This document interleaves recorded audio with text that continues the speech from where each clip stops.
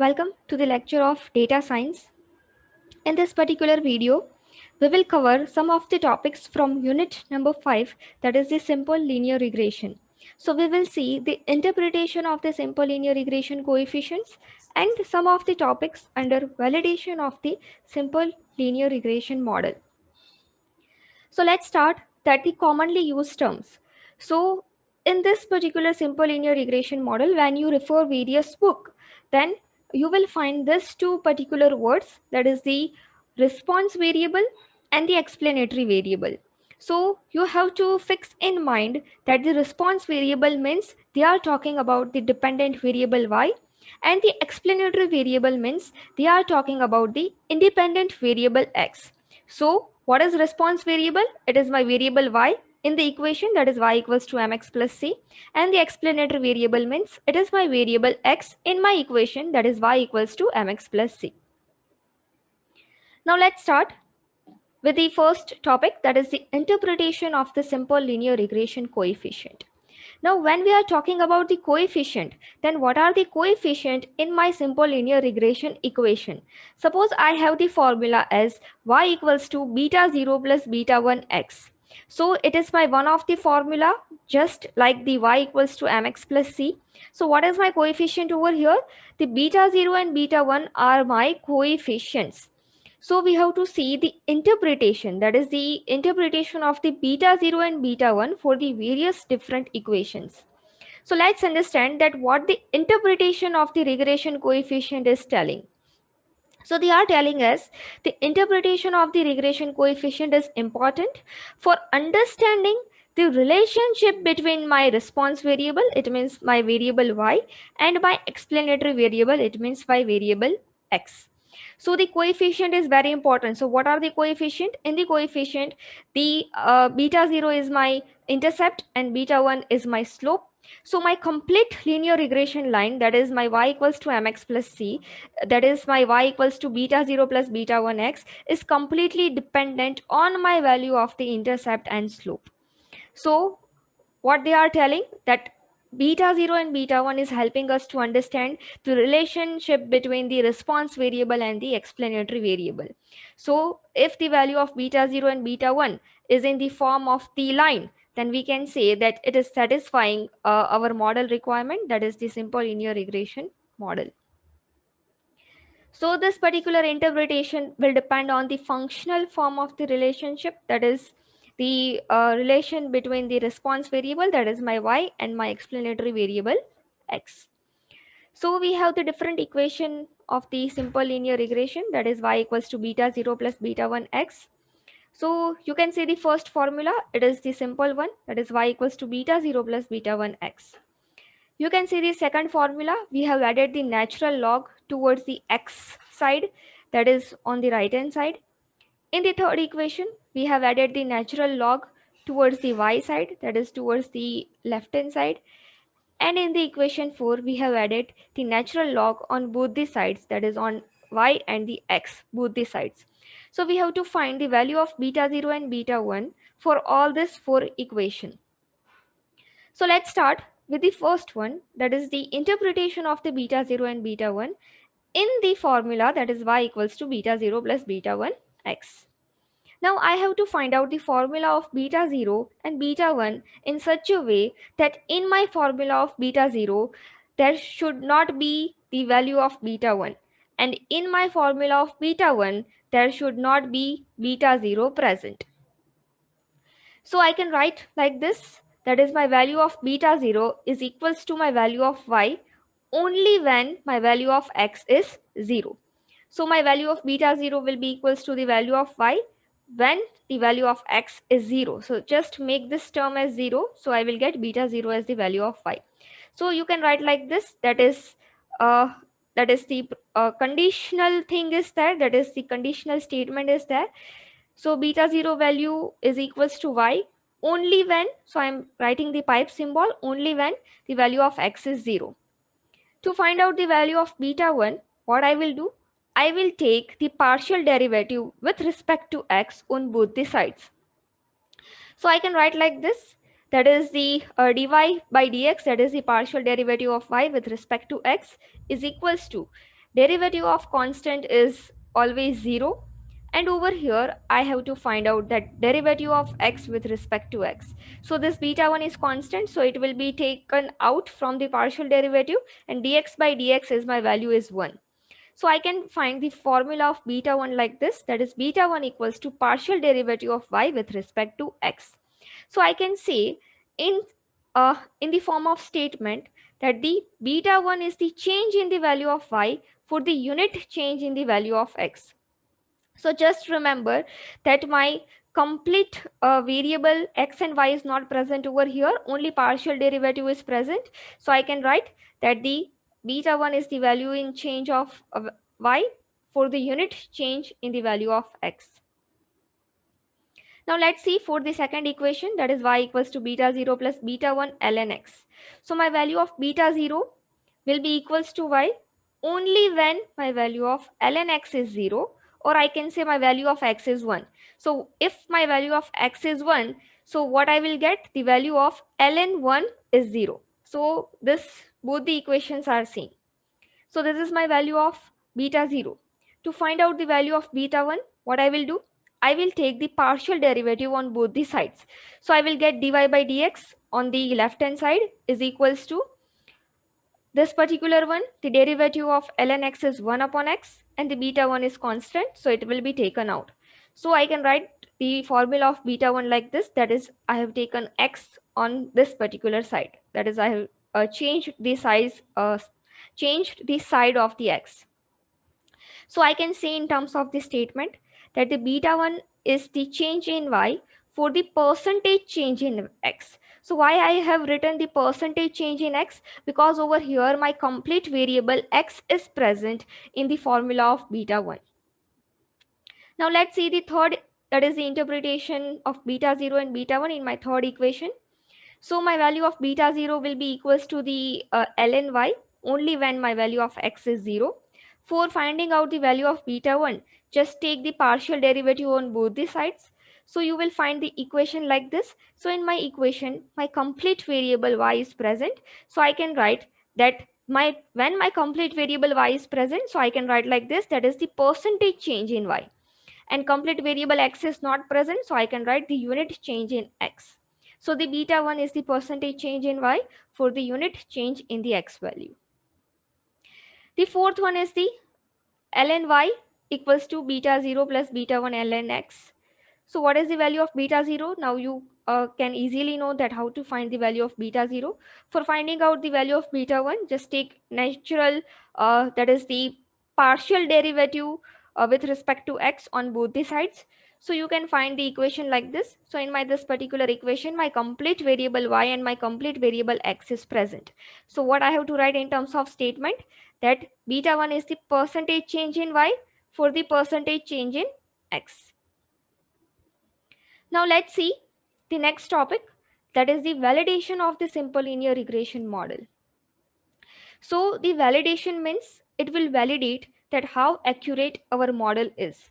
So if I want to check that whether my model is of good accuracy, or my model is of poor accuracy, or my model is of the average accuracy, so how can I check?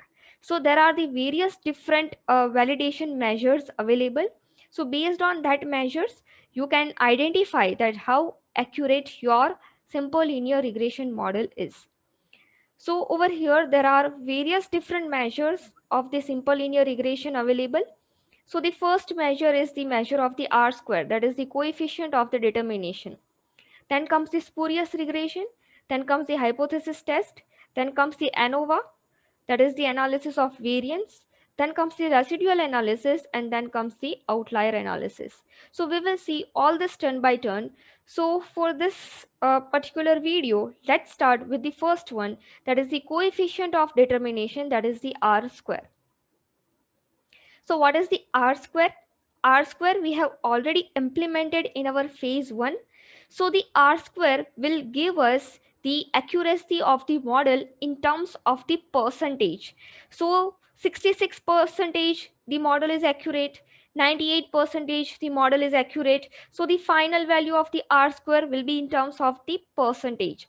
So what is R square? It is also called as the coefficient of the determination, which measures the percentage of variation in y, which is explained by our model, that is the simple linear regression model, and its formula is like this, that is the beta 0 plus beta 1 x. So the simple linear regression model can be broken into these two terms, that is the explained variation and the unexplained variation. So this is my equation, that is y equals to beta 0 plus beta 1 x plus epsilon I. So what is this epsilon? It is my error term. So my value of y, it is normally dependent on my value of x. So this is, till this, it is my general equation, that is my value of y is dependent on the value of x. So this particular dependency is explained by the model, that is the value of y will change based on the value of x. So this variation in y is explained by the model, and whatever the error term is there, this particular error term is unwanted. The model do not want the error term, but it comes by default. So this particular error, that is the value of y, is somewhat also dependent on the error.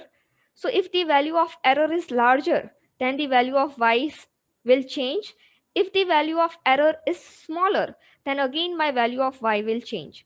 So my value of y is also somewhat dependent on the error. So this particular variation in y is not explained by the model. So it is written like this, that is the, my this particular one is the total variation in y. This equation I can say that the variation of y is explained by the model, and this error term is the variation in y is not explained by the model. So I can write the formula of R square like this, that is 1 minus SSE upon SST. So what is SSE? It is the sum of squares of errors or the unexplained variation. So the unexplained variation can be given like this, that is yi minus yi cap. So what is yi? It is the actual value. What is yi cap? It is the predicted or the estimated value. So what is SSE? It is the sum of the squares of unexplained variation. That is my difference between the actual value. So in the test data set, we have seen that we have the actual y value also and the predicted y value also. So the difference between the actual value, which is already there in the data set, and the predicted value, it means the value predicted by the model. So the difference between the two is called as the SSE, that is the sum of the squares or the unexplained variation. So it is given like this, that is the summation of yi minus yi cap the whole square. So it is the SSE. And the SST means the sum of the squares of the total variation. Total variation means the difference between the actual value and the mean value. So we are doing its summation and its whole square. So it is called as the sum of the squares of the total variation. So my value of R square is given like this, that is 1 minus, just replace the SSE and the SST value. So what is R square? What are its properties? So the value of R square, when you do in the Python, then the value of R square is always dependent on the error term and the actual value and the predicted value also. So when you find the R square in Python, so its value always lies between 0 and 1. So if my value is 0.2 in my output, that is my value of R square is 0.2, it means my model accuracy is 20%. If I get the value of R square as 0.66, it means my model accuracy is 66%. If I am getting the value of R square as 98, then what will happen? That my model accuracy is 98 percentage. So like this, the value of R square will always lies between 0 and 1. So if you convert into the percentage, then you will get the final answer in terms of the percentage, that how accurate your model is. So the higher value of R square implies the better fit. It means if your value is 98%, then the accuracy 98% is better than the accuracy, which is coming as the 66%. So the higher value of the R square, it means it is a better fit. It means your regression line is passing through all your data points. If your value of R square is 1, the maximum value is 1, it means your model accuracy is 100%. So the higher the value of R square, the better fit the model is. So mathematically, the square of correlation coefficient is equal to the coefficient of the determination. So the correlation coefficient is given by the small r, so its value is equals to the capital R square. So we do not put any minimum threshold for the R square. So sometimes what happens is, in the machine learning algorithm, sometimes you are putting some threshold. So when we are talking about the association rules, then in association rules, what we have the value of the support and the confidence that we have already seen. So in the machine learning algorithm, in terms of the support and confidence, they are setting some minimum threshold. So suppose my minimum threshold of the support is 0.2 or 0.3. Suppose over here I am taking the value of support as 0.3. Then whatever the value of support is greater than 0.3, that I can consider that the value of that particular model is a good one, because the value is greater than the threshold. So this particular concept, that is the concept related to the threshold, is not applicable in the R square. So over here we are not putting any minimum threshold for the R square. It means we are not setting any minimum point. Suppose I am setting the minimum point of the R square as 0.2, that is the 20%. So what can I say? That if the value of the R square is greater than 20%, then my model accuracy is good. But over here we are not setting any kind of threshold over here. What we are doing is, the value greater the value of R square, the greater the model fit is. So this is what about the properties of the R square is. Now let's see that this is the particular important statement for the R square, that the coefficient of determination is the proportion of the variation in y as explained by the regression model. So it is giving me the answer in terms of the percentage. Now let's see the validation of the simple linear regression model, that is the second one, that is the spurious regression. So in the spurious regression, I am giving the overview that in the spurious regression, it is the unreliable regression. So over here, the value of x and y is misleading us. So what is the spurious regression? How it is working, that we will see in our next lecture.